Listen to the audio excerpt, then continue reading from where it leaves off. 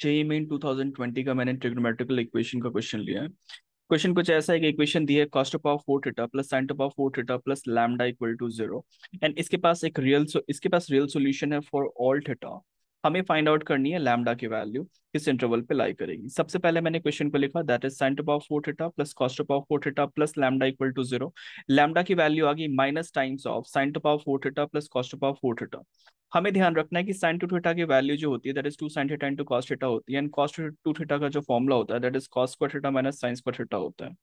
Next हमारे पास जो lambda की वैल्यू आई है, लैम्डा की जो वैल्यू आई है उसे हम लिखेंगे lambda is equal to minus times of sine square theta plus cos square theta का whole square minus 2 times of sine square theta into cos square theta जो कि इक्विवेलेंट है sine to power 4 theta plus cos to power 4 theta की।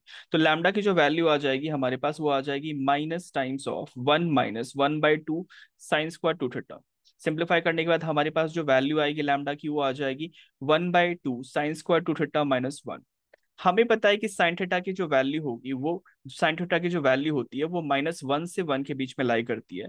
जिसका मतलब ये होता है कि साइन टू थीटा की वैल्यू भी -1 से 1 के बीच में लाई करेगी। ओके। अच्छा, इस केस में एक इंपॉर्टेंट चीज है कि साइन थीटा की वैल्यू जो -1 से 1 के बीच में लाई करेगी that basically mean sine theta की जो मिनिमम वैल्यू होगी वो -1 होगी एंड जो मैक्सिमम वैल्यू होगी वो 1 होगी। दैट मीन्स जो क्रेस्ट होगा वो +1 होगा एंड जो ट्रफ आएगा वो -1 होगा।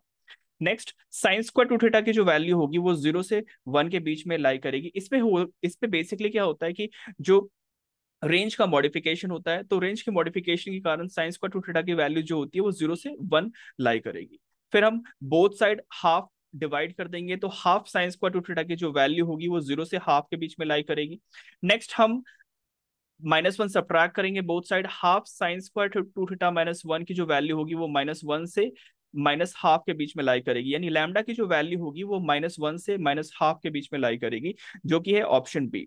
इस क्वेश्चन में हमें तीन बातें ध्यान देनी है। एक तो ये sign square theta plus cos square theta की जो वैल्यू होती है वो 1।